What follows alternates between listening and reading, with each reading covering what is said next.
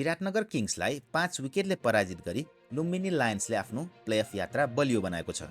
विराटनगरलाई लुम्बिनीले 5 विकेटको क्षतिमा 17.4 ओभरमा पराजित गरेको हो।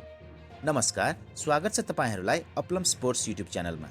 Siddhartha bank Nepal premier league एनपिएलको बुधबार अपराह्न 4 बजे भएको खेलमा विराटनगरमाथि लुम्बिनीले महत्त्वपूर्ण जित हात पारेको छ। कृतिपुर स्थित त्रिवी क्रिकेट मैदानमा भएको खेलमा विराटनगरले दिएको 145 रनको सामान्य लक्ष्य लुम्बिनीले ओपनर दार्सी सर्टको अर्धशतकको मद्दतमा 5 विकेटको क्षतिमा 17.4 ओभरमा लक्ष्य पुरा गरी विराटनगरमाथि 5 विकेटको जित हात पारेको हो। जितसँगै लुम्बिनीको शीर्ष 4 मा परेर प्लेअफमा पुग्ने सम्भावना बलियो बनाएको छ।